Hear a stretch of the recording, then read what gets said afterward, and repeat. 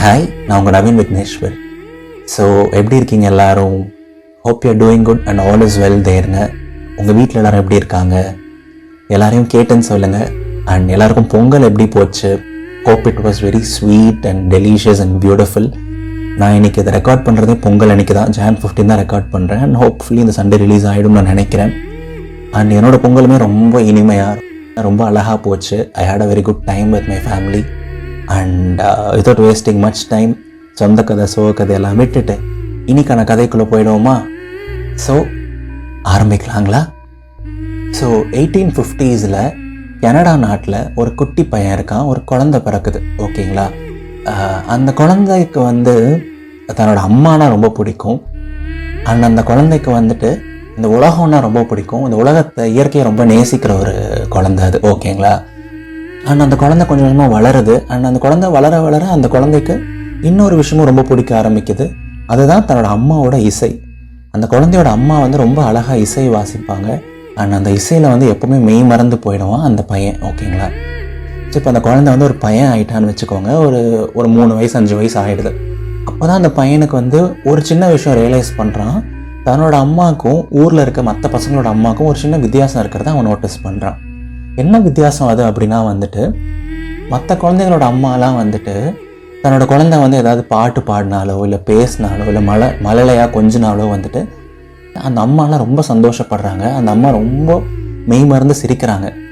But தன்னோட அம்மா அந்த மாதிரி தான் பேசுகிறத கேட்கவே மாட்டுறாங்களே, தான் பேசுகிறது அவங்களுக்கு புரியவே மாட்டேங்குது, நான் சிரிச்சா அதை ரசிக்க மாட்டுறாங்களே அப்படின்னு சொல்லிட்டு அவனுக்குள்ள ஒரு ஏக்கம் வருது. அண்ட் கொஞ்ச நாள்லேயே அவன் தெரிஞ்சுக்கிறான், தன்னோட அம்மா ஹியரிங் டிசபிலிட்டி இருக்கவங்க, அவங்களுக்கு ஒழுங்காக காது கேட்காது அப்படிங்கிறத அவன் தெரிஞ்சுக்கிறான். அண்ட் அது அவனை ரொம்பவே வருத்தத்துக்கு உள்ளாக்குது. நம்ம அம்மாவுக்கு இப்படி ஆயிடுச்சு, ஊரில் இருக்க எல்லா அம்மாவும் தன்னோட குழந்தைய ஜாலியாக கொஞ்சம் விளையாடுறாங்க, பட் நான் பேசுகிறது, என்னோடய குரலை என்னோட அம்மானால கேட்க முடியலையே, இதுக்கு நம்ம ஏதாவது பண்ணணும் அப்படின்னு சொல்லிட்டு ரொம்ப ஆசைப்படுறான். என்னோட அம்மாவுக்கு ஏதாவது பண்ணி அந்த காது கேட்க வச்சிடணும்னு நினைக்கிறான். சின்ன வயசுலேயே ரொம்ப மெச்சூர்டாகவும் யோசிக்கிறான், சரிங்களா?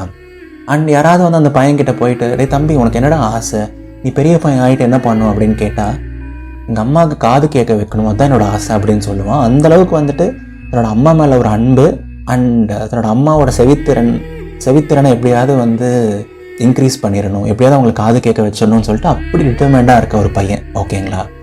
அண்ட் அந்த பையனோட அப்பா பார்த்தீங்கன்னா அவர் ஒரு சின்ன சயின்டிஸ்ட். அண்ட் அவர் இந்த மாதிரி செவித்திறன் பாதிக்கப்பட்ட குழந்தைகளுக்கான ஸ்கூலுக்கு போகிறாரு. அந்த ஸ்கூலில் போயிட்டு இவர் டீச்சராக இருக்கார். ஸோ அந்த பையன் என்ன பண்ணுறான், தன்னோட அப்பா கிட்டேயே மார்ஸ் கோடு அண்ட் சைன் லாங்குவேஜ்லாம் கற்றுக்கிறான். எப்படி தன்னோட அம்மாட்ட பேசலாம், எந்த மாதிரி சைன்ஸ்லாம் யூஸ் பண்ணலாம், எப்படி ஆக்ஷன்ஸ் மூலமாக தன்னோட அம்மா கிட்ட பேசலாங்கிறதையும் கற்றுக்கிட்டு பேசுகிறான் தன்னோட அம்மா கிட்ட. ஆனாலும் அது அவனுக்கு ஒரு முழு சந்தோஷத்தை தரலை, ஒரு முழு சாட்டிஸ்ஃபேக்ஷனை அது அவனுக்கு தரல. என்ன ஆனாலும் சரி, நான் எப்படியாவது பேசிடணும், நான் பேசுகிறத அவங்களை கேட்க வச்சிடணும்னு சொல்லிட்டு அவன் ஆசைப்பட்றான், ஓகேங்களா? அண்ட் அப்படியே வருடங்கள் உருண்டு ஓடுது. அண்ட் அந்த பையனுக்கு 16 வயசு ஆகுது. தன்னோட 16 வயசுலேயே தனக்கு இருக்க basic science and basic engineering knowledge, தன்னோட பேசிக் நாலேஜ் எல்லாம் வச்சுட்டு, தன்னோட அப்பாட்டேருந்து கற்றுட்ட சின்ன சின்ன விஷயங்கள்லாம் வச்சுட்டு, எப்படியாவது நான் அம்மாவுக்கு காது கேட்குற கருவியை கண்டுபிடிக்க போகிறேன், அம்மாக்காக அதை பண்ண போகிறேன்னு சொல்லிட்டு சயின்டிஸ்டாக ட்ரை பண்ணுறான். தன்னோட அம்மாக்காக அந்த கருவியை அவன் டிசைன் பண்ணவும் ட்ரை பண்ணுறான். பட் அவன் எவ்வளோ ட்ரை பண்ணாலும் அவனால் அந்த கருவியை டிசைன் பண்ண முடியல, திரும்பி ஃபெயில் ஆகிறான், ஓகேங்களா? அண்ட் அவன் ஃபெயில் ஆகிறது மட்டும் ஒரு ப்ராப்ளம் இல்லை, அவனுக்கு இன்னொரு ப்ராப்ளமும் வருது. அவனுக்கு ப்ராப்பராக ஃபண்டிங்கும் இல்லை. ஒரு ப்ராப்பர் ஃபண்டிங் இல்லாமல் ஒரு சயின்டிஸ்ட் ஒரு விஷயத்தை கண்டுபிடிக்க முடியாதுல்ல, அதுக்கு நிறையா செலவாகும். அண்ட் அவனோட ஃபேமிலியும் அவ்வளோ வெல் டு டூ ஃபேமிலிலாம் கிடையாது. ஸோ அவன் என்ன பண்ணுறான், அதுக்காகவே சில ஜாப்ஸ் போக ஆரம்பிக்கிறான். ஜாப்னு சொல்ல முடியாது, பட் சில கம்பெனிஸ் கூட சேர்ந்து ஒர்க் பண்ண ஆரம்பிக்கிறான். ஒலிபெருக்கி, அந்த ஸ்பீக்கர், ஆம்ப்ளிஃபையர்லாம் செய்கிற கம்பெனிஸ் ஆர் அந்த டொமைன்லலாம் ஒர்க் பண்ணிட்டு இருக்க கம்பெனிஸ்க்கு இவனோட எக்ஸ்பர்டைஸ் தேவைப்படுது. ஒளியை வச்சு நிறையா விஷயங்கள் இந்த பையனால் பண்ண முடியும். ஸோ அந்த ஸ்கில்லை யூஸ் பண்ணி அந்த கம்பெனியில் போய் கொஞ்சம் வேலை பார்க்குறான். அந்த கம்பெனிக்கு சில விஷயங்கள் பண்ணித்தரான். அது மூலமாக கிடைக்கிற காசை மறுபடியும் இவனோட ரிசர்ச்சுக்கு தான் போடுறான். இந்த கம்பெனிலேருந்து கொஞ்சம் காசு வர ஆரம்பிச்சிருச்சு, எனக்குன்னு ஒரு பேர் வந்துருச்சுன்னு சொல்லிட்டு அவனோட ட்ரீம் அவன் விட்டரில், தன்னோட அம்மாவுக்கு அவன் பண்ணணும்னு நினச்ச அந்த குறிக்கோளை அவன் விட்டரில். மறுபடியும் ரிசர்ச் பண்ணி மறுபடியும் அந்த காசெல்லாம் இதில் போட்டு இன்னும் கொஞ்சம் ரிசர்ச் பண்ணுறான். எப்படியாவது தன்னோட அம்மாவை கேட்க வைக்கணும், எப்படியாவது தன்னோட அம்மாவுக்கு அந்த செவித்திறனை கொடுத்துடணும் அப்படின்னு சொல்லிட்டு. இன்னொரு 5 வருஷம் போகுது, இன்னொரு 10 வருஷம் போகுது. பட் ரொம்ப வருஷம் ஆகியும் நிறைய டைம் போனாலும் கூட அவனால் அந்த படைப்பை கண்டுபிடிக்க முடியல. செவித்திறனை ஊக்கப்படுத்தக்கூடிய அந்த கருவியை அவனால் கண்டுபிடிக்கவே முடியல. பட் இந்த ஸ்டோரி இதோட எண்டாகலை.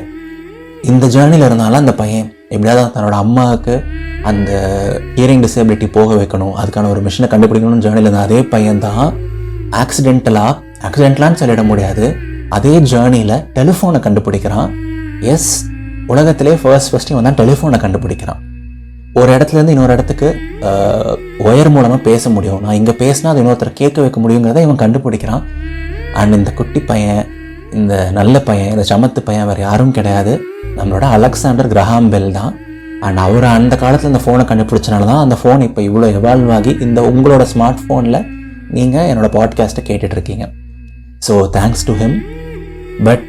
பட் இந்த கதை இதோடையும் முடியல. ஆமாம், ஸோ அவன் இது கண்டுபிடிக்க ஆரம்பித்தான், அவன் கிவ் அப்பே பண்ணலை. பட் ஆனாலும் அவன் வேற ஒரு விஷயத்தை கண்டுபிடிச்சிட்டான். பார்த்தீங்களா, நீங்கள் லைஃப்பில் எனக்கும் கிவ் அப் பண்ணிடாதீங்க. அது டேக்அவே கிடையாது பாஸ், அது டேக்அவே கிடையாது.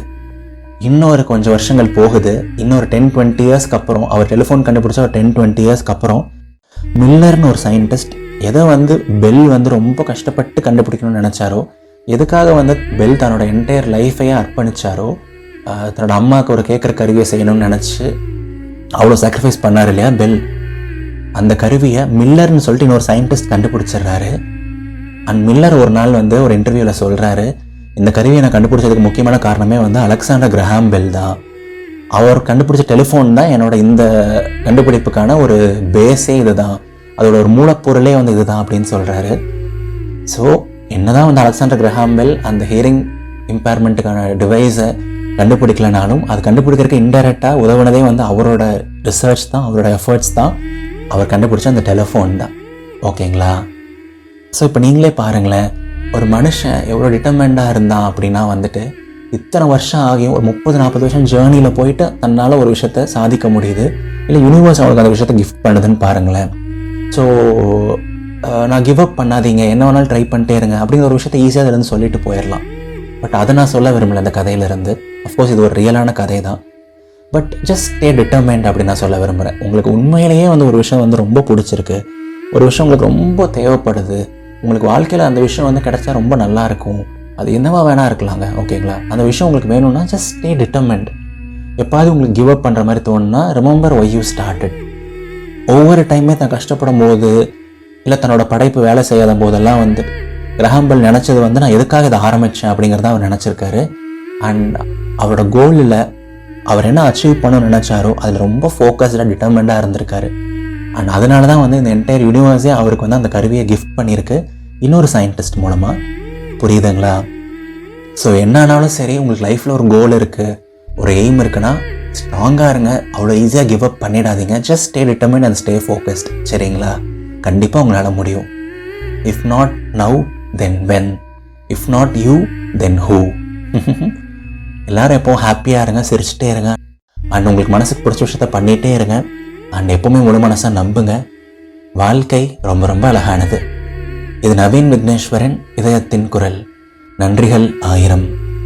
இந்த கதை உங்களுக்கு பிடிச்சிருந்தா, இல்லை இந்த கதையை வேறு யாராவது உங்களோட ஃப்ரெண்ட்ஸ் கேட்டால் நல்லாயிருக்கும், அவங்களுக்கு இந்த மோட்டிவேஷன் ஹெல்ப்ஃபுல்லாக இருக்கும் நீங்கள் ஃபீல் பண்ணிங்கன்னா, ப்ளீஸ் இந்த கதையை உங்களோட ஃப்ரெண்ட்ஸுக்கு ஷேர் பண்ணுங்கள். நிறைய பேருக்கு கொண்டு போய் இந்த கதையை சேருங்க, எனக்கு ரொம்ப ஹெல்ப்ஃபுல்லாக இருக்கும். மறக்காமல் நீங்கள் லிசன் பண்ணுற ஆப்பில் இதயத்தின் குரலை ஃபாலோ பண்ணி அந்த பெல் நோட்டிஃபிகேஷன்ஸ் ஆன் பண்ணி வச்சுக்கோங்க. என்னோட எந்த எபிசோடையும் மிஸ் பண்ணிடாதீங்க. நான் உங்களுக்கு இதே மாதிரி நிறைய பாசிட்டிவிட்டி கொடுத்துட்டே இருப்பேன். சரிங்களா? அடுத்த ஞாயிற்றுக்கிழமை இன்னொரு அழகான ஒரு கதையோடு சந்திப்போம். Tata, bye bye.